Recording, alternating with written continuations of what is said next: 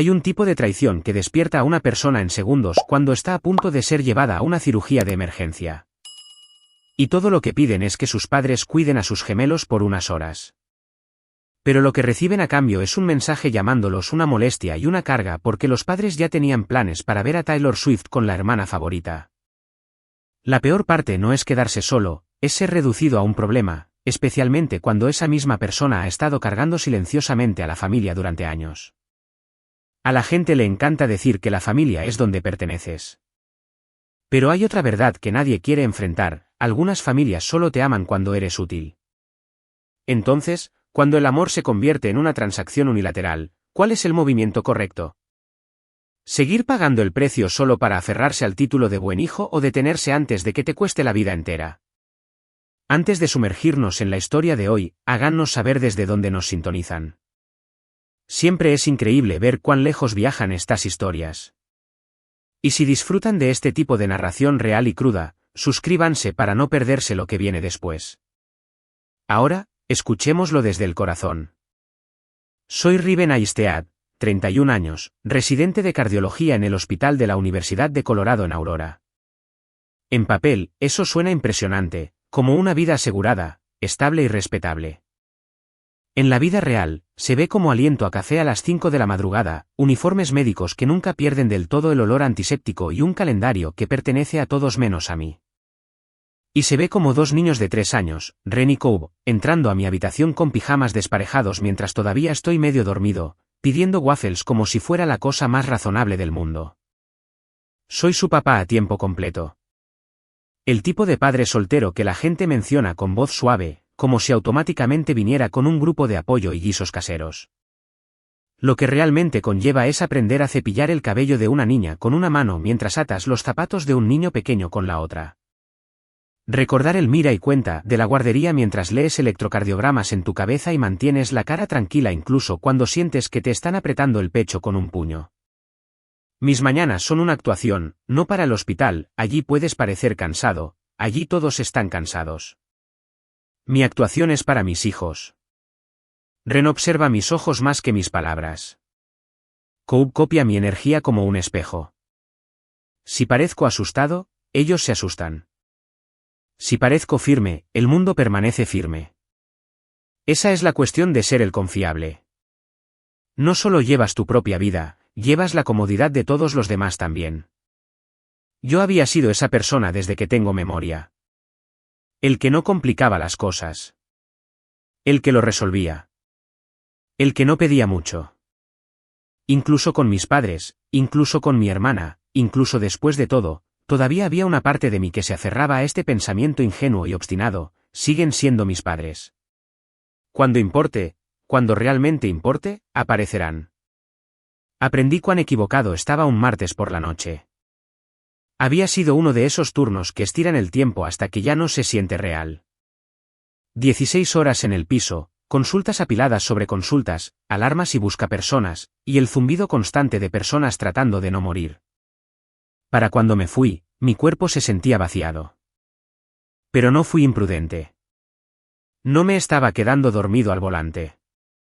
Estaba alerta de la manera en que los residentes aprenden a estar alerta, funcionando con adrenalina y deber.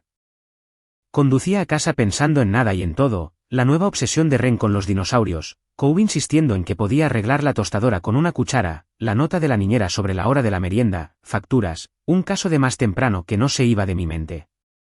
El semáforo se puso en verde. Entré lentamente en la intersección. Y entonces hubo un sonido como metal desgarrando el mundo. Un camión demasiado rápido, demasiado cerca, se pasó la luz roja como si no existiera. Ni siquiera tuve tiempo de maldecir. Golpeó el lado del conductor con una fuerza que hizo que el aire saliera de mis pulmones. El vidrio explotó. El volante se sacudió. El interior del auto se convirtió en una tormenta de ruido e impacto, y luego, blanco. Cuando volví, fue en fragmentos. Alguien gritando mi nombre, una presión contra mi hombro, el balanceo nauseabundo del movimiento, una sirena que parecía vibrar en mis huesos. Riven. Riven, ¿puedes oírme? Forcé mis ojos a abrirse. Todo era demasiado brillante y demasiado cercano. Mi visión se estrechaba y ensanchaba como la lente de una mala cámara. Había un rostro sobre mí, familiar, enfocado. Idris, raspé, aunque la palabra salió mal. El doctor Idris Cain, médico de urgencias. Habíamos trabajado lado a lado durante 2 años. El tipo de chico que mantenía la calma cuando todos los demás perdían el control, el tipo de colega por el que estabas agradecido sin decirlo nunca en voz alta. Tuviste una colisión, dijo. Rápida pero controlada. Te estamos llevando. Creo que tienes una hemorragia interna. Mi estómago, no, mi abdomen se sentía como si estuviera en llamas. Un calor profundo que se extendía. Mis manos temblaban contra las correas que me sujetaban. Traté de moverme, pero el movimiento envió un dolor agudo a través de mí que me robó el aliento. Cirugía de emergencia, agregó Idris. No lo suavizó. No fingió. Necesitamos movernos. La palabra cirugía me golpeó como otro impacto. No por el bisturí, no por el miedo a la anestesia, sino por Ren y Kou. Mis hijos, dije, agarrando su manga con dedos que no sentía míos. ¿Ren, Kou? ¿Están con su niñera? Preguntó Idris. Ya me conocía lo suficiente como para adivinar. Sí. Tragué saliva con dificultad. Mi garganta sabía a monedas. Ella se va a las 8. Idris miró su reloj. Son las 7:15. 45 minutos. Tenía 45 minutos para encontrar a alguien que estuviera en mi casa con mis hijos antes de que la niñera saliera por la puerta.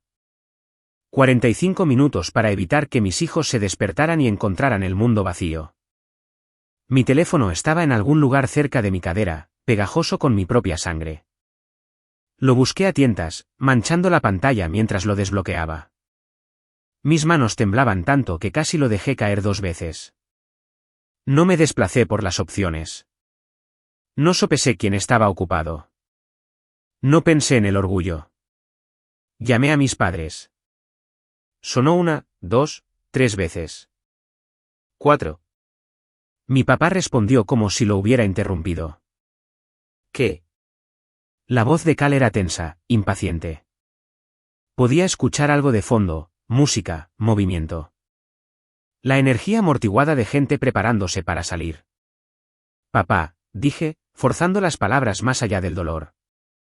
Estoy en una ambulancia. Yo.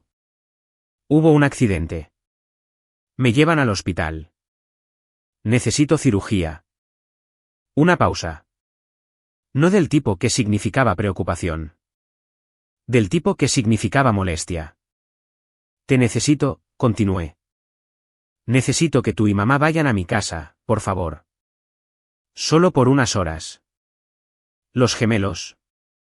Escuché la voz de mi madre, aguda y cercana, como si estuviera justo a su lado. Escuché risas después de eso, una risa familiar. Marlo, mi hermana, estaban juntos. Todos ellos. No dispersos en sus propias vidas. No inalcanzables. Juntos. Espera, dijo mi papá, tapando el teléfono. Escuché el borrón de sus voces. El tono irritado de mi madre. La respuesta baja y desdeñosa de mi padre. La risa de Marlo de nuevo, brillante y despreocupada. Y luego la línea se quedó en silencio. Mi teléfono vibró. No una devolución de llamada. Una notificación de texto. Chat grupal familiar. El mensaje era de mi madre, Lorraine. Siempre has sido una molestia y una carga. Tenemos entradas para Taylor Swift con Marlo esta noche. Resuélvelo tú mismo. Mi respiración se cortó tan fuerte que sentí como si me ahogara. Lo leí 1, 2, 3 veces. Como si las letras pudieran reorganizarse en otra cosa si miraba lo suficiente. No lo hicieron. Otro mensaje apareció, esta vez de mi papá. Eres médico. Estás acostumbrado a los hospitales.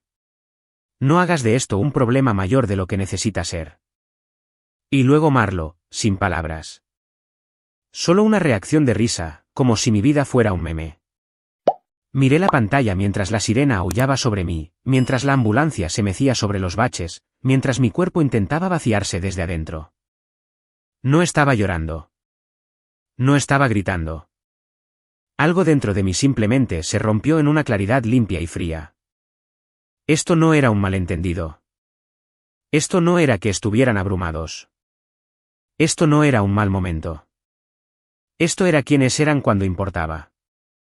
Idris me estaba observando. No me había dado cuenta de que podía ver el brillo de mi teléfono, la forma en que mi pulgar flotaba sobre los mensajes como si no pudiera moverme. ¿Qué dijeron?, preguntó con cuidado. No pude responder. No porque no pudiera hablar, sino porque si hablaba, podría romperme de una manera para la que no tenía tiempo. Mi teléfono se está muriendo, logré decir. Necesito internet. Sin dudarlo, Idris sacó su teléfono y lo puso en mi mano. Lo usé como un salvavidas. Busqué servicios de niñeras de emergencia, encontré uno con cobertura de 24 horas. Llamé. Expliqué la situación en oraciones cortadas. La forma en que hablas cuando intentas no ahogarte. Necesito a alguien en mi casa en Aurora, dije. 2 niños pequeños. La cuidadora se va a las 8. Voy a entrar a cirugía de emergencia. Sí, pagaré la tarifa que sea. Sí, el triple está bien. Solo lleguen allí. Hicieron preguntas. Respondí. Me dijeron que coordinarían el relevo con mi niñera actual. Pidieron permiso para enviar actualizaciones diarias con fotos. Dije, sí, sí, sí. Lo que necesiten, solo mantengan a mis hijos a salvo. Se hizo en minutos. Cuando le devolví el teléfono a Idris, mis dedos estaban resbaladizos por el sudor y la sangre. ¿Puedes hacer una captura de pantalla de esos mensajes?, pregunté, levantando mi propio teléfono antes de que muriera. Idris no preguntó por qué. No fingió que no entendía. Sí, dijo suavemente. Puedo hacer eso. Cerré los ojos mientras la ambulancia entraba en la bahía. Sentía que mi abdomen se estaba desgarrando. Pero el dolor ya no era lo que me asustaba. El miedo era más silencioso que el dolor. El miedo era que acababa de ver la verdad de mi familia y nunca podría dejar de verla. La cirugía duró 4 horas. Mi bazo se había roto. Había estado sangrando internamente. Idris me dijo más tarde que si el momento hubiera sido un poco peor, si hubiera esperado, si la ambulancia hubiera encontrado tráfico más pesado, había una buena probabilidad de que no estuviera aquí. Desperté en una neblina de morfina y luces fluorescentes, tubos, monitores pitando, enfermeras revisando signos vitales, un dolor denso en mi abdomen que hacía que cada movimiento se sintiera como un castigo. 5 días en el hospital, ni una llamada de mis padres, ni un mensaje de texto, ni una visita. El servicio de niñeras era caro de una manera que me hacía hacer muecas incluso a través de la medicación. Pero todos los días recibía fotos, Ren comiendo fresas en la mesa de la cocina. Kou usando su pijama al revés y sonriendo como si lo hubiera inventado. Ambos acurrucados en el sofá con una manta. Seguros. Alimentados. Amados de la manera en que los niños entienden el amor a través de la presencia. Extraños habían intervenido donde mi familia se había retirado. Idris también pasó por allí. No dramáticamente. Solo una aparición tranquila en mi puerta con café y esa mirada firme como si no fuera a ir a ninguna parte. ¿Cómo te sientes?, preguntó. Miré al techo por un segundo, luego dije la verdad. Mejor, dije. Mi voz sonaba como graba por primera vez en años. En realidad me siento mejor. Él no lloró. Solo asintió como si supiera exactamente a qué me refería. El tercer día, le pedí a la enfermera mi computadora portátil. Debería estar descansando, advirtió, escéptica. Necesito manejar algo, dije. Y había una firmeza en mi voz que la hizo dejar de discutir. Mis manos no temblaron cuando inicié sesión en mi cuenta bancaria. Las transferencias estaban allí como un reloj. Las mismas cantidades, las mismas fechas, el mismo sangrado silencioso que había normalizado. Cancelé cada pago automático a mis padres, cada transferencia recurrente, cada arreglo de solo este mes que se había convertido en una sentencia de vida. Luego abrí la configuración de mi teléfono y bloqueé el número de mi papá, el de mi mamá, el de Marlo. No hubo un momento dramático, ni lágrimas, ni mensaje final, ni discurso. Se sintió como dejar un peso que había cargado tanto tiempo que había olvidado que estaba allí hasta el momento en que ya no lo tenía en mis manos. Acostado allí, cosido y dolorido, me dije una cosa simple: si mi vida no fue suficiente para que reprogramaran un concierto, entonces mi amor seguro que no era suficiente para ganar lo que debería haberse dado libremente en primer lugar. Fui a casa después de 5 días. Me movía lentamente, de la forma en que te mueves cuando tu cuerpo está tratando de recordarse a sí mismo. Mantuve mi cara tranquila para Ren y Cove. Sonreí cuando se rieron. Susurré que papá estaba bien. Y por un tiempo, casi creí que lo peor había pasado. Luego, 2 semanas después, en una mañana tranquila, cuando la casa olía a panqueques y champú de niño, escuché un golpe en mi puerta principal. 3 golpes secos. Y mi ritmo cardíaco se disparó como si estuviera de vuelta en la camilla. Desearía poder decirles que el golpe fue la primera vez que sentí miedo en mi propia casa. No lo fue. El miedo había estado viviendo en el fondo durante años, escondiéndose bajo rutinas y obligaciones. Simplemente no tenía nombre hasta esa noche en la ambulancia. Después del accidente, la gente hizo las preguntas obvias: ¿dónde estaban tus padres? ¿Dónde estaba tu hermana? ¿Quién cuidó a los niños? Di respuestas pequeñas porque no tenía el ancho de banda emocional para las grandes. Decía que no podían venir. Decía que era complicado. Me encogía de hombros como si no importara. Pero cuando la casa finalmente se callaba, cuando Ren y Cove estaban dormidos y podía escuchar el zumbido del refrigerador en la cocina, abría mi computadora portátil y miraba la hoja de cálculo que había estado manteniendo durante años. No era dramático. No era un plan maestro para exponerlos. Era solo un hábito. El tipo que construyes cuando no te sientes seguro. Cuando siempre estás preparándote para la siguiente solicitud, la siguiente emergencia, el siguiente estamos en un aprieto. Al crecer, el amor en mi familia venía con un sistema de clasificación. Marlo era la estrella. Siempre lo había sido. Ella era 3 años mayor, sin esfuerzo de la manera en que algunas personas lo son. Bonita, carismática, el tipo de chica que podía entrar en una habitación e instantáneamente convertirse en el centro de ella sin intentarlo. Mis padres se iluminaban a su alrededor como si ella fuera una batería que necesitaban para funcionar. Cuando decidió que quería trabajar en moda y branding, mi madre lloró lágrimas de felicidad. Mi papá la llamó talentosa, visionaria, una soñadora que haría grandes cosas. Cuando dije que quería ser médico, mi papá asintió una vez. Eso es práctico. Eso fue todo. Práctico. Me dije a mí mismo que no importaba. Me enterré en la escuela porque la escuela era el único lugar donde las reglas parecían justas. Estudia duro, trabaja duro, obtén resultados. Saqué excelentes notas en los exámenes, entré en un programa superior, me arrastré a través de la licenciatura y la escuela de medicina y la residencia con la cabeza baja. El día que me gradué de la escuela de medicina debería haber sido un punto de inflexión. En cambio, fue una lección familiar. Mis padres llegaron tarde, no 5 minutos tarde, 2 horas. Mi mamá me abrazó, pero no me miró del todo.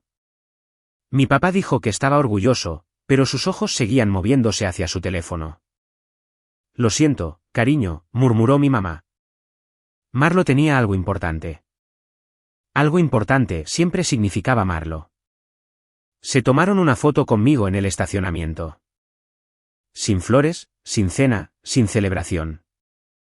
Se apresuraron a irse porque Marlo necesitaba apoyo emocional después de una reunión, y yo me quedé allí con mi toga y birrete, con el sol horneando el asfalto y ese sentimiento que había conocido toda mi vida instalándose en mi pecho. Yo no era el momento.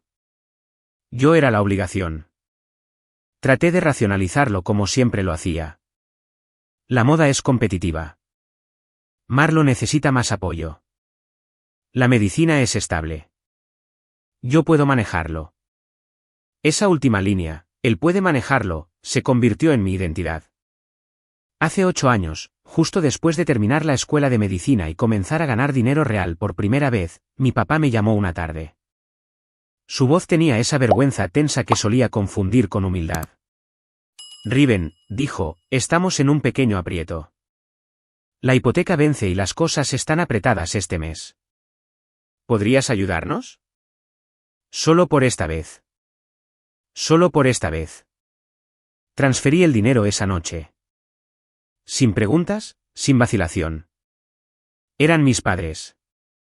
Asumí que esto era lo que hacían los hijos adultos. ¿Ayudas? No llevas la cuenta.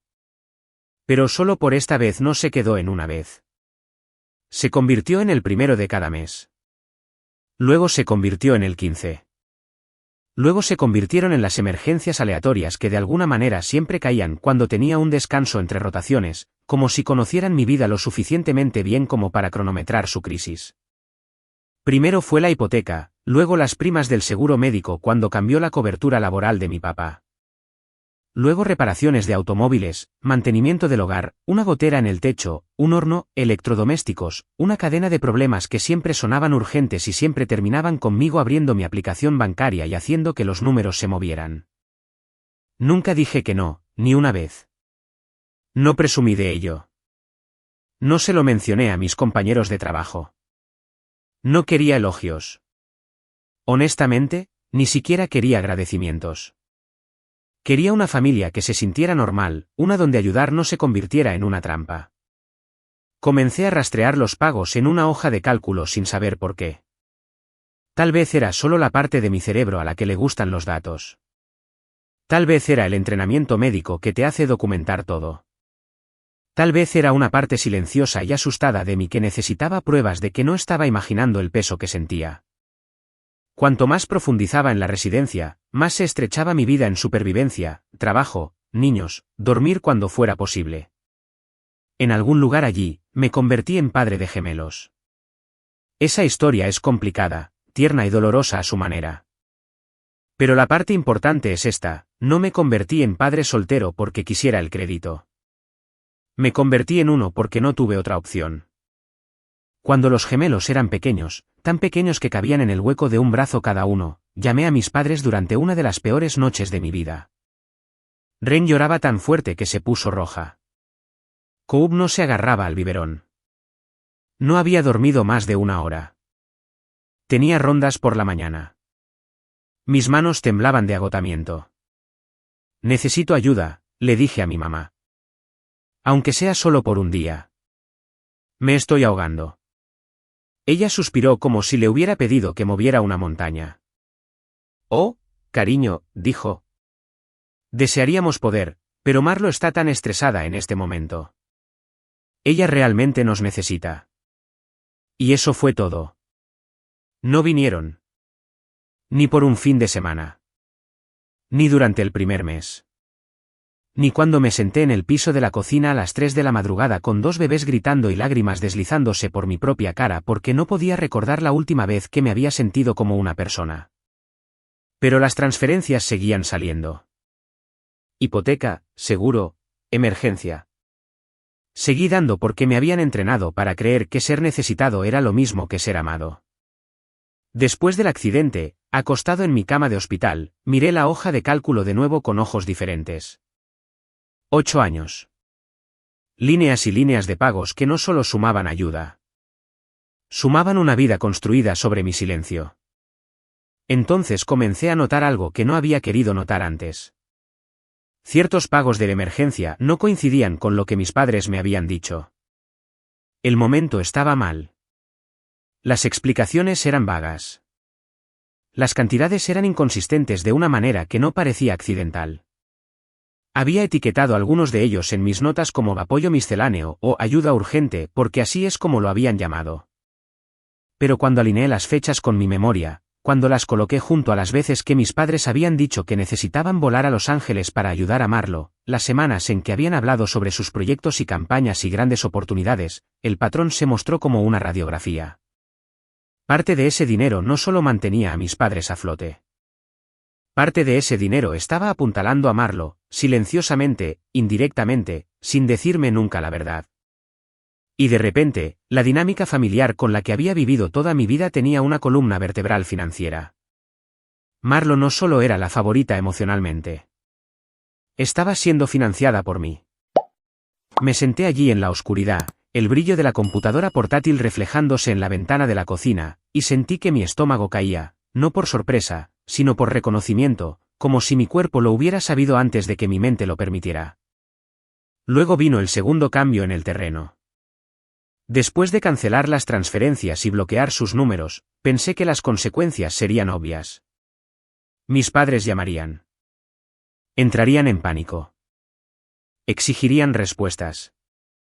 Pero lo que sucedió primero fue más silencioso y más calculado. Un primo con el que apenas hablaba me envió un mensaje de texto de la nada. Oye hombre, escuché que has estado raro desde el accidente. Solo chequeando. Raro. Esa sola palabra me dijo todo. No estaban abordando esto como una crisis familiar. Lo estaban abordando como un problema narrativo. Si dejaba de pagar, tenía que ser inestable. Si denunciaba lo que habían hecho, tenía que estar confundido. Porque si yo estaba cuerdo, si era claro, si tenía razones, entonces ellos eran exactamente lo que temían que la familia finalmente pudiera ver. Leí el mensaje, luego miré la mesa de la cocina donde los crayones de Ren estaban esparcidos y los camiones de juguete de Coop estaban alineados como un pequeño convoy. Mis hijos no tenían idea de qué tipo de guerra acababa de comenzar a su alrededor. Solo sabían que yo estaba en casa. Solo sabían que yo era suyo. Y en ese momento, entendí por qué le había pedido a Idris que hiciera una captura de pantalla del chat grupal sin siquiera pensarlo. Mis padres ya estaban construyendo la historia que planeaban contar. Y si yo no tenía pruebas, números, fechas, capturas de pantalla, me enterrarían bajo su versión de los hechos antes de que yo siquiera abriera la boca. Es por eso que el golpe en mi puerta 2 semanas después no solo me asustó. Se sintió como si la historia me alcanzara, como si alguien finalmente estuviera entrando en el espacio que mis padres habían controlado durante años. Me paré en mi pasillo, con el corazón latiendo con fuerza, mi palma presionada plana contra la puerta. ¿Quién estaba allá afuera? ¿Y cuántos sabían? El golpe no fue cortés. No fue el toque tentativo de un vecino pidiendo prestada azúcar o el repartidor tratando de no despertar a los niños dormidos. Fueron 3 golpes firmes y limpios, como si quienquiera que estuviera al otro lado ya supiera que yo respondería, incluso si no quería. Me congelé en el pasillo con mi mano oliendo débilmente a jabón para platos y masa de panqueques. Mi incisión tiró cuando cambié mi peso. La vocecita de Ren flotó desde la sala de estar, cantando para sí misma como lo hacía cuando jugaba con sus peluches, mientras Kou hacía ruidos de motor con su camión de juguete, perfectamente feliz en el mundo pequeño y seguro que había luchado tanto por mantener estable. La casa se sintió demasiado tranquila de repente. Mi primer pensamiento fue mis padres. De alguna manera, incluso después de los mensajes, incluso después del silencio, mi cuerpo todavía llevaba ese viejo reflejo, el que decía, aparecerán cuando importe. El reflejo no moría fácilmente. Simplemente se magullaba y se empujaba a un rincón, esperando avergonzarte en el peor momento. Me moví hacia la puerta con cuidado, un paso a la vez, como si mis propias costillas pudieran protestar. No llamé. No quería invitar a la conversación a través de la madera. La mirilla redujo el mundo a un solo círculo. Un hombre estaba en mi porche, alto, incluso con la edad, vistiendo un abrigo de lana oscura que parecía que nunca había visto una arruga. Su cabello era plateado y cuidadosamente peinado hacia atrás, y su postura, columna recta, hombros cuadrados, conllevaba una autoridad que no provenía de ser ruidoso. Venía de nunca tener que serlo. El juez Ambrose Wynne, mi abuelo. No lo había visto en casi 3 años. No porque no quisiera, sino porque siempre había una excusa flotando desde mis padres como un veredicto final. Está demasiado ocupado, cariño. Nunca está en la ciudad. No quiere visitas. Riven dijo que te llamaría, papá. Está inundado de trabajo. Les había creído más tiempo del que debería porque parte de ser el niño práctico era tomar la palabra de la gente y no crear drama. Pero verlo allí en mi porche, en mi calle real, en mi vida real, me golpeó con una sacudida que no tenía nada que ver con la sorpresa y todo que ver con la comprensión. Alguien había trabajado muy duro para mantenerlo alejado de mí. Abrí la puerta, el pestillo haciendo clic más fuerte de lo que debería, y la abrí. Por un segundo, solo nos miramos el uno al otro. Él no estaba sonriendo. Sus ojos eran agudos, familiares. Y de repente tenía 8 años de nuevo, sentado demasiado recto en su mesa de comedor, tratando de impresionarlo con mis mejores modales. Entonces dio un paso adelante y me envolvió en un abrazo tan apretado que hizo que mi incisión estallara de dolor. No le dije que me soltara. Ni siquiera me estremecí. Simplemente me quedé allí y dejé que sucediera porque la verdad era que no podía recordar la última vez que alguien en mi familia me había abrazado como si fuera algo que valiera la pena conservar. Riven, dijo, con la voz más áspera de lo que recordaba. Déjame mirarte. Se apartó, con las manos en mis hombros como si necesitara confirmar que yo era real. Su mirada cayó inmediatamente a la forma en que estaba parado, más lento, cuidadoso, y a la forma protectora en que mi mano flotaba cerca de mi abdomen como si mi cuerpo aún no confiara en sí mismo. Estás sanando, dijo, no como una pregunta. Estoy llegando a eso. Su boca se tensó en una línea que parecía contención, como si estuviera conteniendo algo más pesado que la ira. Detrás de mí, los ruidos de camiones de Coop se detuvieron. Ren se acercó con pasos suaves, la curiosidad tirando de ella hacia adelante. ¿Papi? Preguntó Ren. Me giré, forzando mi cara a la calma porque me había prometido que mis hijos nunca sentirían la tensión en la que crecí. Hola, amigo. Hola, Ren. Este es su bisabuelo. Coop parpadeó hacia él como si estuviera evaluando a un nuevo personaje en una historia. Ren inclinó la cabeza, estudiando su rostro. La expresión de mi abuelo se suavizó de una manera que me sorprendió, como una puerta abriéndose silenciosamente. Se agachó con cuidado a pesar de su edad, poniéndose a su nivel. Bueno, dijo, y había calidez escondida bajo la grava en su voz. He estado esperando mucho tiempo para conocerlos a ustedes dos adecuadamente. Ren me miró pidiendo permiso. Asentí. Ella dio un paso adelante y le ofreció su conejito de peluche como un objeto sagrado. Coop se acercó poco a poco, todavía cauteloso, pero no asustado. Mi abuelo aceptó el conejito con absoluta seriedad. Gracias, le dijo, como si ella le hubiera entregado algo invaluable. Y así de simple, el aire en mi entrada cambió. Lo hice pasar. Se limpió los zapatos sin que se lo pidieran. Viejos hábitos, hábitos de la sala del tribunal, el tipo que hacía que todo se sintiera ordenado, incluso cuando tu vida no lo era. Nos sentamos en la mesa de mi cocina mientras Ren y Coop jugaban a la vista, ocasionalmente mirando por encima como para asegurarse de que todavía estaba allí. Serví café con manos que no sabían muy bien qué hacer consigo mismas. Mi abuelo me observaba moverme, observaba las pequeñas muecas que trataba de ocultar, y sus ojos se agudizaron de nuevo. Lo sé, dijo finalmente. Me detuve con la taza a medio camino de la mesa. ¿Sabes qué? Sé sobre el accidente. Sé que estuviste en cirugía de emergencia. Su voz se mantuvo nivelada, pero había acero debajo de ella. Y sé lo que hicieron tus padres. Mi garganta se tensó. ¿Ellos? Levantó una mano. No lo hagas. No vine aquí para obligarte a revivirlo. Miré el café, viendo una onda temblar en la superficie como si mi mano hubiera sacudido la mesa. ¿Cómo te enteraste? Sable me llamó la noche que sucedió, dijo. ¿Tu tía? ¿Mi hija? Ella no esperó. No lo suavizó. Me dijo exactamente lo que te dijeron. Por supuesto, fue Sable. Mi madre siempre trató a la tía Sable como un inconveniente. Demasiado directa, demasiado perceptiva, demasiado poco dispuesta a sonreír y fingir.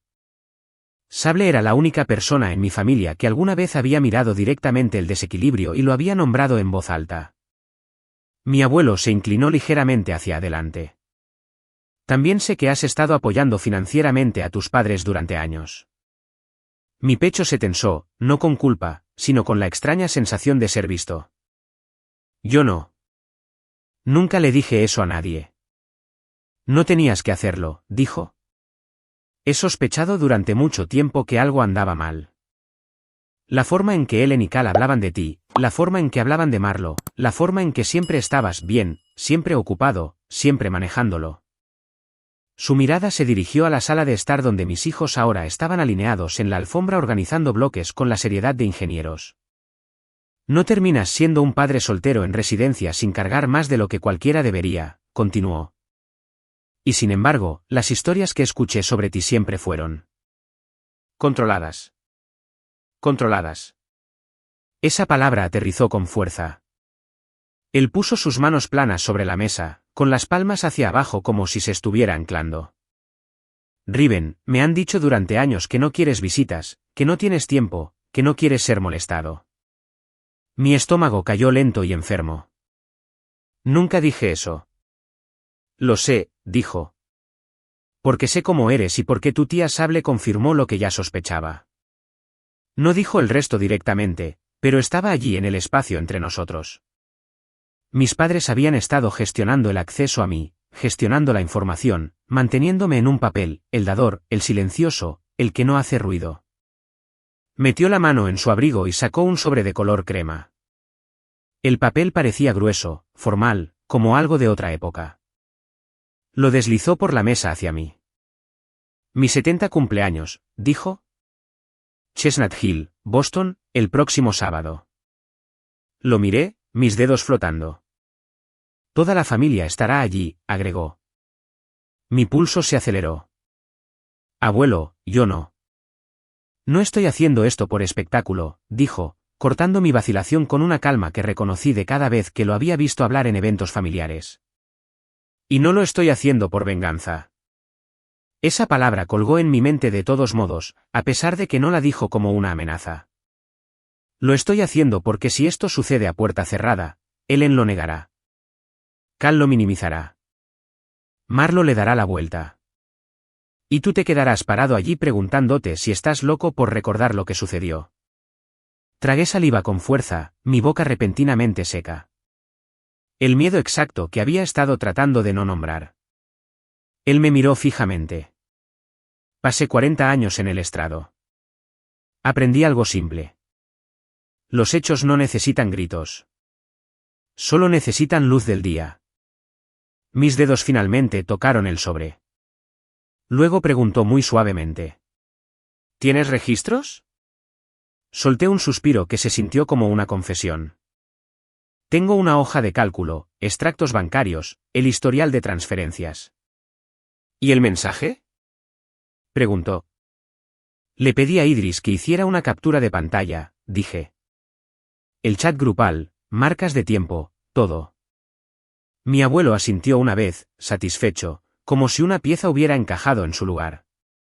Bien. Se reclinó ligeramente. Quiero que prepares un resumen por fecha, por cantidad, hipoteca, seguro, reparaciones, cualquier otra cosa. Y quiero que anotes lo que te dijeron que era cada pago cuando puedas. Mi estómago dio un vuelco. ¿Por qué? Porque tengo la intención de hablar el próximo sábado, dijo. Y tengo la intención de hacer preguntas que tus padres no pueden responder sin mentir. Las palabras eran tranquilas, pero la promesa en ellas era ruidosa. Miré hacia la sala de estar de nuevo. Ren estaba apilando bloques con cuidado, con la lengua afuera en concentración. Coop derribó uno y se rió como si hubiera inventado la comedia. Mi vida estaba allí, pequeña, brillante y frágil. ¿Y si me odian? Me escuché preguntar. Sonaba más joven que mis 31 años. La expresión de mi abuelo se suavizó, pero su voz se mantuvo firme. Los que importan no lo harán. Se estiró a través de la mesa y cubrió mi mano con la suya. Su palma era cálida y firme. Y los que lo hagan, dijo, nunca te merecieron. Quería creer eso. Quería dejar que fuera simple. Pero mi cuerpo aún llevaba toda una vida de condicionamiento. Familia significa aguantar. Familia significa absorber. Familia significa mantener la paz. Como si pudiera leer ese pensamiento exacto, mi abuelo agregó. Tú no eres el que está rompiendo nada. Solo te estás negando a seguir sosteniendo una mentira. Antes de irse, se paró en la puerta y miró a mis hijos una vez más. Ren saludó tímidamente. Cobb saludó como un político. Mi abuelo sonrió, una cosa pequeña y real. El próximo sábado, dijo. Prepárate. La puerta se cerró detrás de él y mi casa se sintió diferente. Como si una ventana se hubiera abierto en algún lugar, dejando entrar aire que no me había dado cuenta de que me faltaba. Me volví hacia la cocina para limpiar las tazas, pero mi teléfono vibró en el mostrador. Un mensaje de un primo con el que apenas hablaba. Escuché que tú y tus padres tuvieron una pelea. Marlo ha estado diciendo que has estado actuando de manera errática desde tu accidente. Solo quería avisarte. Mi mano se quedó quieta. ¿Errático? ¿Actuando? ¿Desde tu accidente? Miré la pantalla, las palabras frías y precisas, y entendí algo con absoluta claridad. No estaban esperando a ver qué hacía. Ya se estaban moviendo. No solo estaban negando lo que sucedió. Se estaban preparando para asegurarse de que nadie me creyera cuando lo dijera en voz alta. Miré hacia la sala de estar de nuevo a Ren y Cobb, y mi miedo se agudizó en algo más enfocado. No tenía miedo de no caer bien. Tenía miedo de ser borrado. Y supe en ese momento que iba a ir a Boston. Porque desde la noche en que casi muero y me llamaron una molestia y una carga, la vieja vida se había ido. No había un camino suave de regreso a ella. Solo había hacia adelante, hacia la verdad, o hacia un silencio que me tragaría entero. Los días previos a Boston no se sintieron como preparación para una fiesta de cumpleaños. Se sintieron como si estuviera ensamblando una balsa salvavidas mientras alguien en la orilla trataba de convencer a todos los que miraban de que me estaba ahogando a propósito. La recuperación después de la cirugía se supone que es sencilla. Descansar. Caminar un poco cada día. No levantar nada pesado. Dejar que tu cuerpo haga lo que hacen los cuerpos. Pero la vida no se detiene porque te hayan vuelto a coser. Ren todavía necesitaba baños. Cobb todavía necesitaba ser persuadido para cepillarse los dientes. Los almuerzos todavía tenían que hacerse. La ropa sucia todavía se apilaba como si se ofendiera personalmente cuando la ignoraba. Me movía por mi casa lentamente, con cuidado con mi centro, sonriendo a través del dolor sordo que palpitaba cada vez que me doblaba de la manera incorrecta. Y en medio de todas las cosas normales, comencé a hacer algo que nunca había hecho antes. Comencé a verificar. Verificaba las ventanas por la noche, asegurándome de que los seguros estuvieran pasados. Verificaba la mirilla 2 veces antes de abrir la puerta para aceptar compras. Verificaba la cámara en mi timbre como si esperara ver a alguien que no quería parado allí mirando mi porche con demasiada paciencia.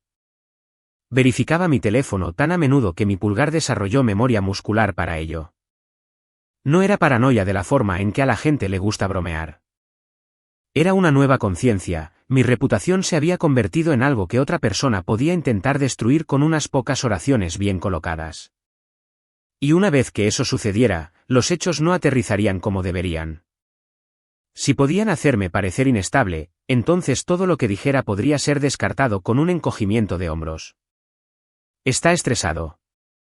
Está confundido. Ha pasado por mucho. Ya sabes cómo se pone. Esa era la estrategia. Podía sentirla. Entonces, cuando la casa se callaba por la noche, cuando Ren y Cobb finalmente colapsaban en el sueño y el lavavajillas zumbaba como ruido blanco, me sentaba frente a mi computadora portátil a la tenue luz de mi cocina y abría la hoja de cálculo. Se veía igual que siempre, filas, columnas, fechas, notas, pero ya no se sentía como un presupuesto. Se sentía como construir un expediente.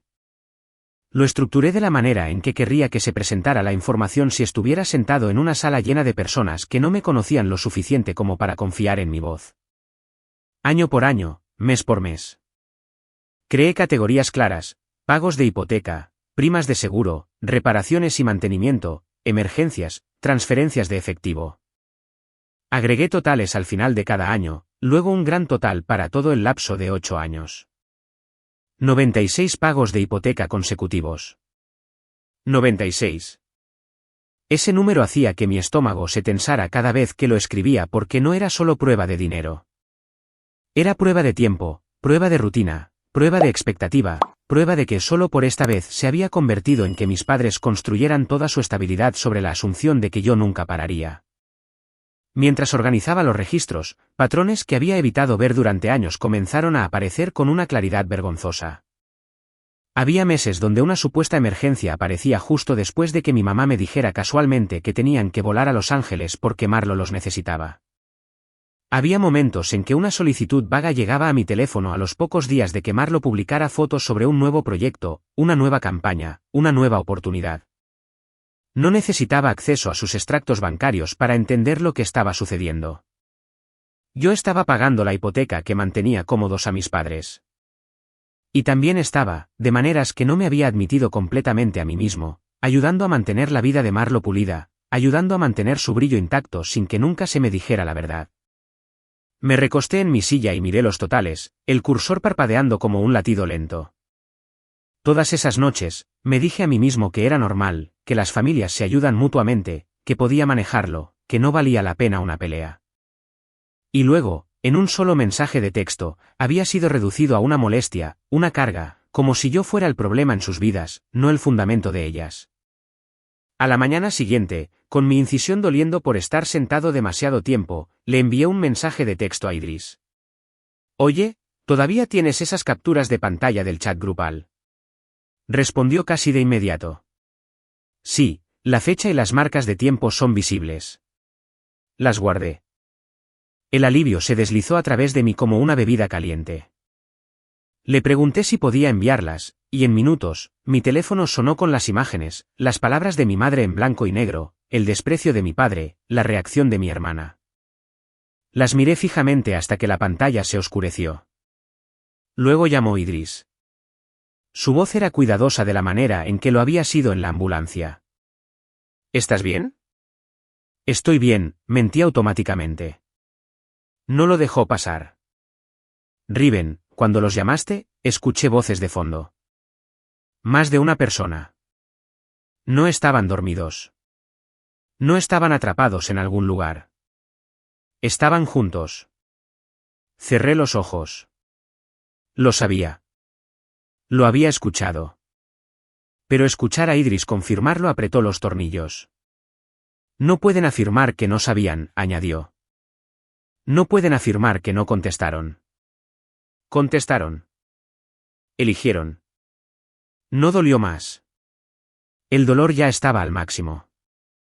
Lo que hizo fue endurecer algo en mí. Gracias, dije en voz baja. Por guardar eso. Cuando quieras, respondió Idris. Y luego más suave, no te mereces lo que te hicieron. Después de colgar, me senté en la mesa de mi cocina y escuché los sonidos de mis hijos jugando, el suave golpe de los bloques contra la alfombra, el chillido ocasional de risa. Esos sonidos eran la razón por la que no podía permitirme ser descartado como inestable. Porque si la gente creía que era inestable, entonces la historia podría tragar no solo a mí, sino mi capacidad de ser tomado en serio como padre, como médico, como persona. 3 días antes de mi vuelo, la tía Sable apareció en mi puerta con una bolsa de mano y el tipo de expresión que significaba que no estaba aquí para una charla trivial. Me abrazó con cuidado, consciente de mi incisión, y luego se sentó en la mesa de mi cocina como si fuera dueña de ella. En cierto modo, lo era. Ella fue el primer pariente consanguíneo que apareció sin una agenda. Déjame verlo, dijo.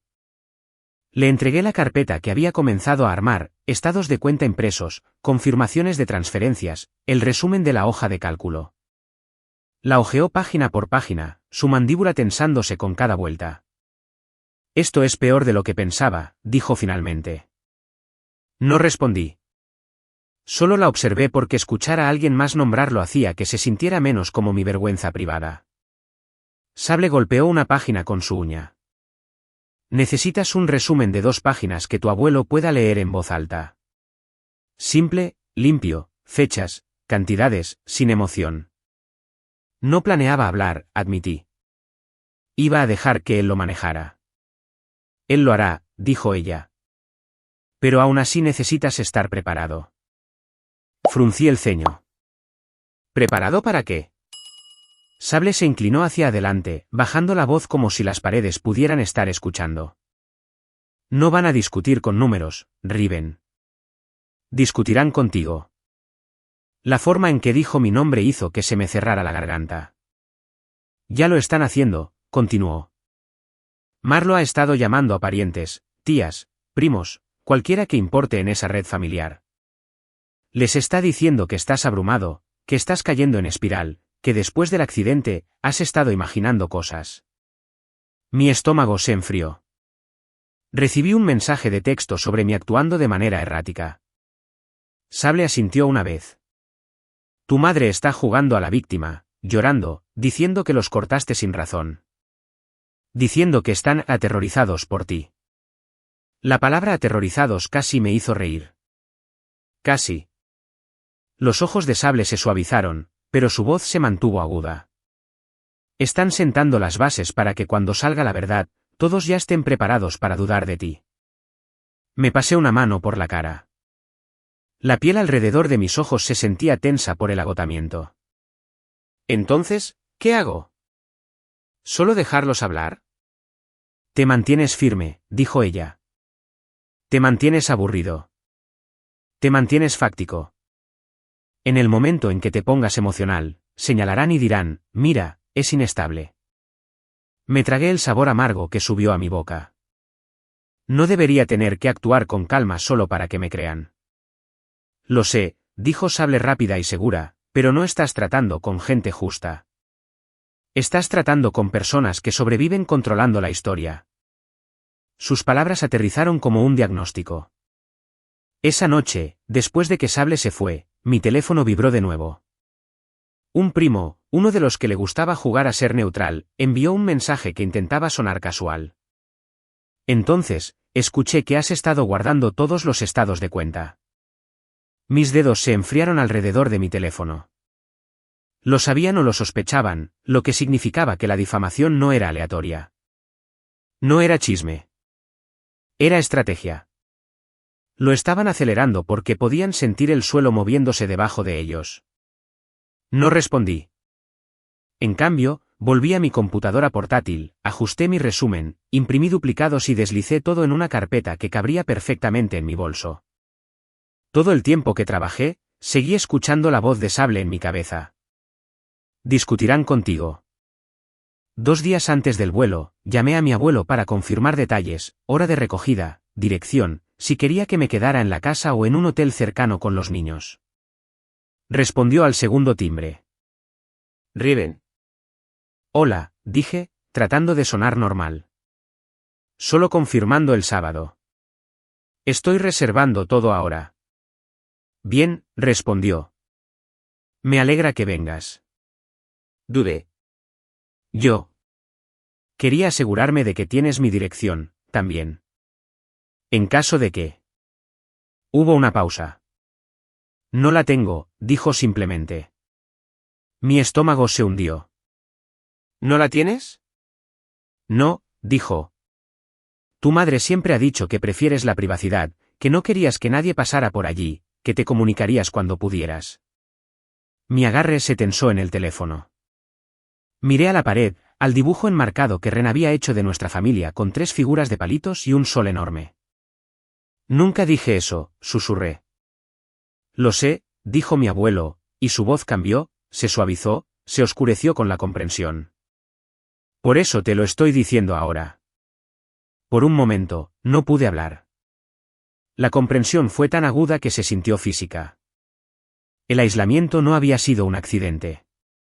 Había sido mantenido, curado, un ambiente controlado donde podía ser utilizado sin interferencia. Mi abuelo exhaló lentamente. Riven, escúchame. Pase lo que pase el próximo sábado, mantén la cabeza en alto. No vas a entrar en esa casa para rogar aprobación. Vas a entrar con la verdad. Después de colgar, me senté muy quieto en la mesa de mi cocina mientras la casa se asentaba a mi alrededor. Afuera, Aurora estaba tranquila. Un vecindario normal, calles normales, gente paseando perros, niños montando scooters, la vida continuando como si nada estuviera sucediendo en mi pecho. Adentro, miré la carpeta que había armado y entendí el cambio real que había sucedido. Esto no se trataba solo de dinero o incluso de ser abandonado durante una cirugía de emergencia. Se trataba de control, control de acceso, control de percepción, control de quien se me permitía ser a los ojos de la familia. Y no iba a ir a Boston como un nieto hermoso asistiendo a una celebración de cumpleaños. Iba a ir a Boston para reclamar el derecho a existir en mi propia historia. Miré por el pasillo hacia las habitaciones donde dormían Ren y Cobb, su puerta entreabierta como les gustaba. La luz nocturna brillando suavemente en la alfombra. No sabía cómo me vería la familia cuando entrara en esa casa en Chestnut Hill, como el problema, como la decepción, como el que causa problemas, o como la persona que finalmente dejó de cargar a todos los demás y decidió pararse derecho. No tenía la respuesta todavía, pero sabía que había terminado de ser definido por personas que solo me amaban cuando era útil. El vuelo de Colorado a Boston se sintió más largo de lo que debería. No por la distancia, sino porque mi cuerpo aún no había olvidado lo que significaba ser abierto y vuelto a armar. Cada vez que cambiaba de posición en el asiento, mi abdomen me recordaba que la curación no era una línea limpia hacia adelante. Era una negociación. Me moví con cuidado, ayudé a Ren a abrocharse el cinturón de seguridad, levanté a Cobb con más precaución que fuerza y sonreí a través del dolor sordo que latía como una advertencia baja. Llevaba una mochila para los niños y un maletín delgado que nunca se apartó de mi lado. Dentro había dos versiones de la misma verdad. La primera era simple, 2 páginas, números limpios, fechas, totales, algo que mi abuelo pudiera leer en voz alta sin interrupción. La segunda era pesada, estados de cuenta, transferencias, notas, capturas de pantalla. 8 años de cumplimiento silencioso impresos en algo que ya no podía ser descartado como imaginación. Antes de abordar, me puse reglas a mí mismo de la manera en que lo haría antes de un procedimiento complicado. Sin discutir, sin levantar la voz, sin reaccionar antes de que mi abuelo hablara. Todo se mantendría lineal. Todo se mantendría fáctico. Si perdía la compostura, perdería el control de la habitación. Y sabía ahora que el control era la única moneda que mis padres habían respetado alguna vez. Cuando aterrizamos, mi abuelo había arreglado un conductor. Los niños estaban emocionados de la manera en que los niños se ponen cuando todo se siente grande y desconocido. Miré pasar Boston por las ventanas, edificios de ladrillo, calles estrechas, historia en capas sobre sí misma, y traté de estabilizar mi respiración. Chestnut Hill apareció a la vista lentamente, deliberadamente, amplios céspedes, árboles viejos. Casas que no anunciaban riqueza tanto como la asumían. La finca de mi abuelo estaba retirada de la carretera, columnas blancas enmarcando un porche envolvente. Autos llenaban el camino de entrada circular. Sedanes de lujo, SUVs pulidas, matrículas de múltiples estados. Un cuarteto de cuerdas tocaba en algún lugar adentro, el sonido flotando débilmente a través de las ventanas abiertas como una banda sonora para una vida que parecía perfecta desde el exterior. Este era el escenario que mi familia amaba más. Aquí era donde se convertían en quienes querían ser vistos. Salí del auto con Ren sosteniendo mi mano y Cobb equilibrado en mi cadera. El dolor estalló agudo y breve, y me ajusté sin dejar que se notara. Si mostraba debilidad aquí, se leería como confirmación. Adentro, la casa brillaba, candelabros de cristal, copas de champán, manteles blancos, risas que rebotaban fácilmente en los techos altos. Vi a mis padres casi de inmediato. Estaban parados cerca de la chimenea, con vasos en la mano, relajados de la manera en que la gente está cuando cree que nada puede tocarlos. Mi padre, Cal, se veía distinguido en un traje oscuro, su postura confiada, practicada. Mi madre, Lorraine, vestía seda color crema y sonreía mientras hablaba con un grupo de parientes, su mano descansando ligeramente en el brazo de alguien como si perteneciera exactamente donde estaba parada. Aún no me habían visto. Por un momento, los observé, no con ira, sino con una extraña claridad clínica. Esta era la versión de ellos que la familia conocía. Pulidos, accesibles, padres preocupados que habían sido, según su historia, abandonados por un hijo que había cambiado. Entonces mi madre levantó la vista. Su sonrisa vaciló solo por una fracción de segundo, pero fue suficiente. Mi padre siguió su mirada. Su mandíbula se tensó. La calidez desapareció de su rostro como si alguien hubiera apagado una luz. Marlo apareció a su lado como si hubiera sido convocada. Se veía impecable. Vestido caro, cabello perfecto, la misma confianza sin esfuerzo que siempre había llevado, ahora agudizada por algo más alerta. Sus ojos se movieron sobre mí, mi paso más lento, la forma en que sostenía a Cobb cerca, antes de que su boca se curvara en una preocupación que no llegaba a sus ojos. «Oh, Riven», dijo, inclinándose para rozar mi mejilla. «Escuché sobre tu accidente. Nada demasiado serio, ¿verdad?» Las palabras aterrizaron suaves pero estratégicas. Me encontré con su mirada firmemente. Cirugía de emergencia, hemorragia interna. Su sonrisa se contrajo. Mamá dijo que fue mayormente solo un susto. Lorraine no estaba allí. Ella no me había visto. No había estado en la ambulancia. No había estado en la habitación del hospital, pero ya lo había reescrito. Marlo me dio unas palmaditas en el brazo suavemente, como si estuviera calmando a un paciente nervioso. Bueno, te ves bien ahora. Eso es lo que importa. Se alejó, ya volviéndose hacia otra conversación. Y sentí la primera onda de inquietud en la habitación. No ruidosa, no dramática, solo un cambio en el aire. Una mujer que apenas reconocí, una prima segunda tal vez, se me acercó cerca de la mesa de bebidas. Lamento mucho que hayas pasado por eso, dijo en voz baja. Tu mamá nos dijo que fue solo un pequeño golpe. Ahí estaba. No una omisión, una degradación deliberada. Asentí una vez. No lo fue. Sus cejas se levantaron, la confusión parpadeando en su rostro antes de que siguiera adelante. Y así de simple, entendí la profundidad de ello. No solo habían fallado en aparecer. Habían ajustado la historia para no parecer el tipo de personas que no aparecen. Me concentré en mis hijos, les conseguí jugo, ayudé a Ren a evitar derramarlo en la alfombra, mantuve mi voz ligera, mi presencia neutral. Fue entonces cuando llegó el primer golpe real. Estábamos cerca de la mesa de postres, niveles de pasteles dispuestos como una instalación de arte, cuando escuché la voz de Marlo elevarse lo suficiente para ser escuchada. Honestamente estoy preocupada por Riven, dijo, sin mirarme. Mirando al pequeño círculo de tías y primos a su alrededor. El accidente realmente lo sacudió. Ha estado diciendo algunas cosas bastante salvajes. Lorraine se unió a ella, frotándose los ojos con una servilleta. Lo hemos intentado tanto, dijo mi madre, con la voz temblando justo lo necesario. Llamando, enviando mensajes de texto. Él no responde. Simplemente nos cortó de la nada. Mi padre estaba a su lado, en silencio, con los hombros ligeramente caídos. La imagen del padre herido. Marlo suspiró. Sigue diciendo que lo usamos, que nos aprovechamos de él. Es desgarrador. Las palabras flotaron por la habitación como un diagnóstico. Sentí que los ojos se volvían hacia mí, curiosos, preocupados, dudosos. Una mano tocó mi brazo.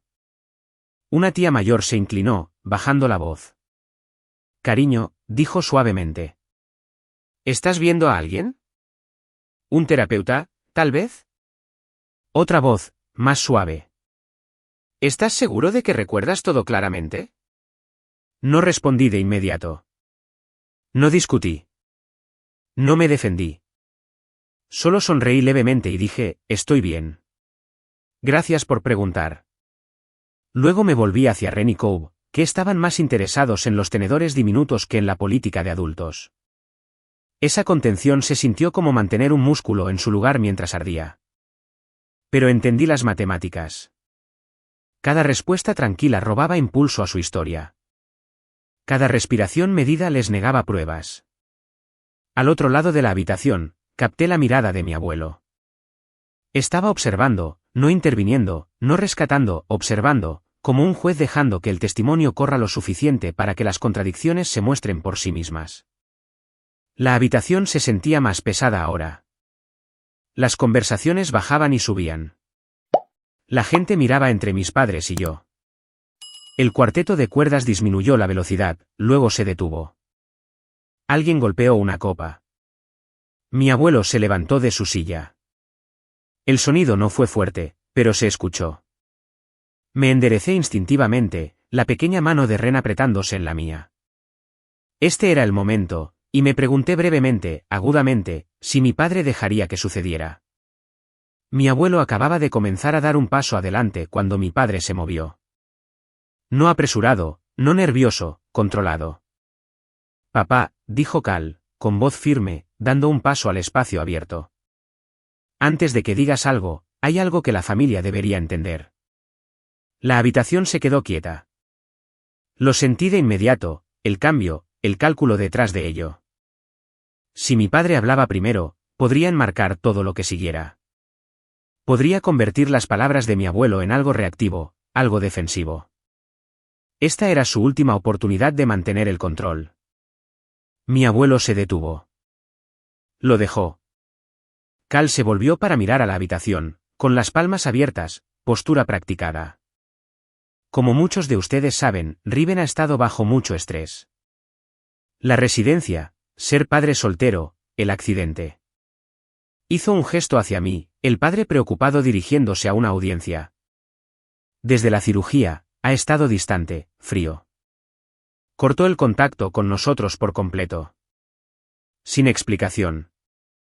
Lorraine intervino a su lado, con los ojos ya húmedos. Solo hemos querido lo mejor para él, dijo suavemente. Pero ha estado diciendo cosas terribles, acusándonos de abandonarlo, de no amarlo. La voz de Marlo se unió, ligera, pero precisa. Siempre ha tenido una tendencia a pensar demasiado, incluso de niño. Últimamente, simplemente se ha intensificado. Un murmullo recorrió la habitación. Sentí el peso de ello presionar contra mi pecho. No ira, no pánico, sino la peligrosa quietud de ser evaluado. Si reaccionaba ahora, confirmaría todo lo que acababan de decir. Si me quedaba callado, afirmarían que no podía responder. No hice ninguna de las dos cosas. Me arrodillé ligeramente al nivel de Ren y cepillé una migaja de su vestido. Cobb se inclinó hacia mi lado, sus dedos agarrando mi camisa. Me quedé quieto. Mi padre continuó. Puede haber habido un malentendido. La noche del accidente, dijo. No nos dimos cuenta de lo grave que era. Tratamos de devolver la llamada. Sentí que algo frío se instalaba en mi estómago. Eso era una mentira. Tenía los mensajes, los registros de llamadas, las capturas de pantalla de Idris, pero no me moví. Aún no, añadió Marlo. Estábamos preocupados. Mencionó el hospital equivocado. Solo un nombre, solo un desliz, pero suficiente. Vi algunas cabezas girar, algunos ceños fruncirse, personas que conocían los hospitales de Boston lo suficientemente bien como para captar el error. Mi abuelo finalmente habló. Su voz no era fuerte. No necesitaba serlo. Richard, dijo, usando el nombre completo de mi padre. Déjame preguntarte algo. La habitación se quedó en silencio. Mi padre vaciló. Por supuesto. Mi abuelo lo miró uniformemente. ¿Quién ha estado pagando tu hipoteca durante los últimos 8 años? La pregunta quedó colgando allí, pesada. Mi padre abrió la boca, la cerró. La cara de Lorraine se quedó sin color. Sentí que la mano de Ren se apretaba alrededor de la mía. Y por primera vez desde que había entrado en esa casa, supe que la historia que habían construido estaba a punto de colapsar bajo el peso de algo que no podían suavizar, números, fechas, hechos y la verdad esperando pacientemente en una carpeta a mi lado. La habitación no se movió. Ni una silla, ni un vaso, ni una respiración lo suficientemente fuerte como para interrumpir el silencio que siguió a la pregunta de mi abuelo. Los candelabros sobre nosotros brillaban cálidamente, absurdamente desincronizados con la fría quietud que se instaló sobre todos los que estaban debajo de ellos. Me paré cerca de la mesa de postres con Ren presionada contra mi pierna y Cobb medio escondido detrás de mí. Podía sentir cada par de ojos sin mirar hacia arriba.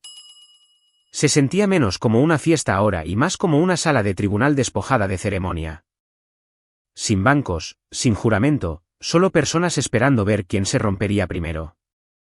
Mi abuelo no levantó la voz cuando se repitió. ¿Quién ha estado pagando tu hipoteca durante los últimos 8 años?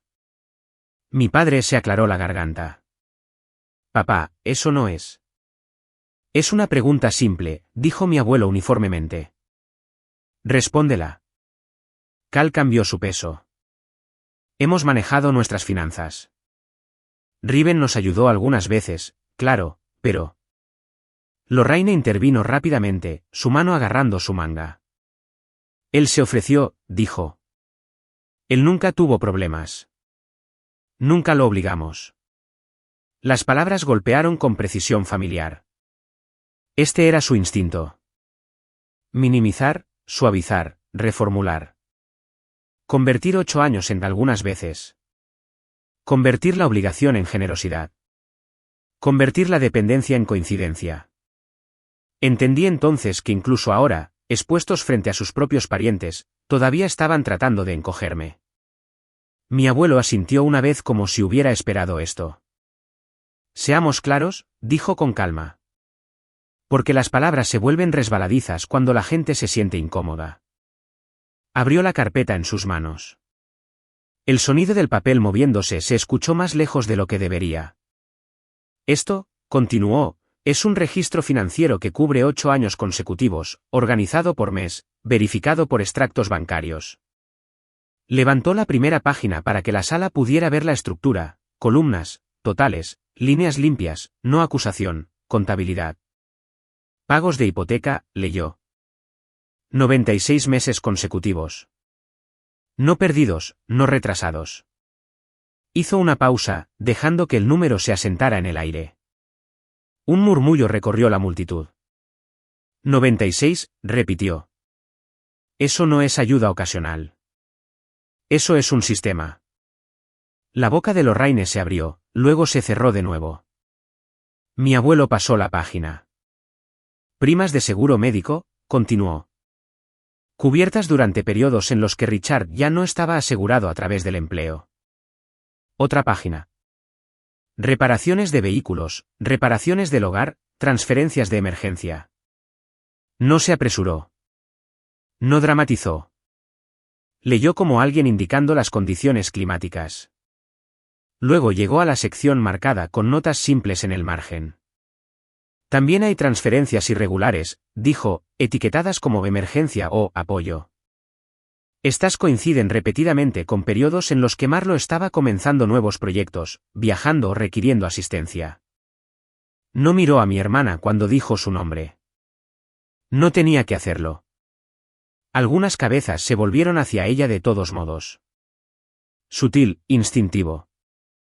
Mi abuelo pasó a la página de resumen. El total, dijo, no es insignificante. No es ambiguo, y no puede ser descartado como imaginación. La habitación se sentía más pequeña ahora, más densa. Cerró la carpeta suavemente y la puso sobre la mesa a su lado. Luego hizo preguntas que no eran financieras. ¿Cuántas veces dijeron gracias? Preguntó a mis padres en voz baja. ¿Cuántos fines de semana aparecieron cuando se convirtió en padre soltero? ¿Cuántas veces lo visitaron en el hospital después de la cirugía de emergencia? Nadie respondió. No había nada que pudieran decir que no contradijera algo ya dicho. Mi abuelo dejó que el silencio se estirara. Luego metió la mano en la carpeta de nuevo, esta vez no por números. Ahora, dijo, abordemos la noche que se ha descrito aquí como confusión. Miró alrededor de la habitación una vez asegurando la atención. Riven tuvo un accidente, dijo. Hemorragia interna, cirugía de emergencia. Esto está documentado. Levantó la pantalla de su teléfono hacia afuera. Contactó a sus padres pidiendo una cosa, cuidado temporal para sus hijos. Mientras estaba en la mesa de operaciones. Leyó el mensaje en voz alta. Exactamente. Sin comentarios, las palabras aterrizaron con fuerza. Molestia, carga, entradas para Taylor Swift. Resuélvelo tú mismo. La habitación no estalló de inmediato. Inhaló. Alguien susurró: «Oh, Dios mío». Mi abuelo no se detuvo. Leyó la respuesta de mi padre. Casual, desdeñosa. Luego leyó la reacción de Marlo. Algunas personas se volvieron completamente hacia ella ahora, su rostro se había puesto pálido, la compostura practicada deslizándose lo suficiente para revelar algo crudo debajo de ella. Mi padre miraba al suelo. Mi madre sacudió la cabeza, con lágrimas corriendo, pero sus manos apretadas fuertemente en su regazo. La historia que habían construido no podía sobrevivir a esto. No por ira, sino por claridad. La gente no necesitaba que se les dijera qué pensar. Podían verlo. Vi cómo sucedía en pequeñas formas. Alguien retrocediendo de mis padres. Una prima cruzando los brazos y sacudiendo la cabeza. Una tía extendiendo la mano para tocar mi hombro solo brevemente pero deliberadamente. Mi abuelo cerró la carpeta. No estoy aquí para exigir juicio, dijo. Estoy aquí para presentar hechos. Lo que cualquiera elija hacer con ellos es su propia responsabilidad. Se volvió hacia mí. Riven, preguntó suavemente. ¿Quieres decir algo? Sentí que la habitación se inclinaba hacia mí. Di un paso adelante lentamente, consciente de mi cuerpo, mi respiración, la presencia de mis hijos conectándome a tierra. No vine aquí para avergonzar a nadie, dije. Mi voz era firme. Ni siquiera quería hablar. Hice una pausa, dejando que eso se asentara. Pasé años siendo el que no necesitaba nada. El que podía manejarlo. El que no haría las cosas incómodas. Miré a mis padres. Esa noche en el hospital me enseñó algo. No era fuerte a sus ojos. Era conveniente. Una onda se movió a través de la habitación. Terminé de pagar para ser tolerado, continué. He detenido el apoyo financiero. He tomado espacio. Eso no es venganza. Eso es supervivencia. Inhalé lentamente. Si alguna vez hay una relación futura, no se construirá sobre la negación o la reescritura.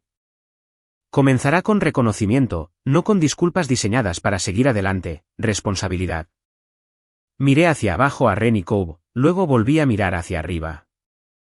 No volveré al viejo ciclo. Mi padre comenzó a hablar. Esto es humillante, dijo bruscamente. Has dejado claro tu punto. ¿Estás satisfecho ahora? Me encontré con su mirada sin levantar la voz. He terminado, dije. Eso no es lo mismo. Y supe, mientras su mandíbula se tensaba y la habitación contenía la respiración, que la verdad ya no era mía para defender. Lo que importaba ahora era lo que venía después. Mis padres se fueron temprano, no en protesta, no en furia. Simplemente recogieron sus cosas y salieron. Nadie los detuvo. Nadie los siguió. Nadie dijo que entendía. En familias como la nuestra, el silencio es el veredicto más agudo. Después de que se fueron, los mensajes comenzaron a llegar lentamente, torpemente. Parientes con los que no había hablado en años se disculparon. Algunos admitieron que siempre habían encontrado confusas las historias sobre mí, pero nunca las habían cuestionado. Otros no dijeron nada en absoluto, pero se mantuvieron cerca, ofreciendo apoyo silencioso a través de la presencia en lugar de palabras. El chat grupal familiar se quedó quieto. Luego desapareció. Semanas después, mi madre llamó desde un número que no reconocí. Dejó un mensaje de voz. Todo era exagerado. Nos heriste. ¿Por qué estás destrozando a la familia? Escuché una vez, luego lo borré. No por rencor, sino por comprensión. 3 meses después, la tía Sable me dijo que mis padres estaban vendiendo la casa. Sin mis transferencias, no podían mantenerla. Se mudaron con un pariente que insistió en algo nuevo, responsabilidad. Marlo perdió un contrato poco después. La palabra viaja de manera diferente cuando la verdad reemplaza al brillo. En cuanto a mí, reescribí mi hoja de cálculo. La categoría, una vez etiquetada como apoyo a padres, se convirtió en proteger a los niños, fondos para la universidad, atención de emergencia, Ayuda para cuando yo la necesitara. Un año después, mi vida era más tranquila, más saludable. Ya no compraba afecto. Ya no ganaba amor desapareciendo. Y mis hijos nunca crecerían creyendo que el cuidado fuera condicional. Esa fue la herencia que elegí dar.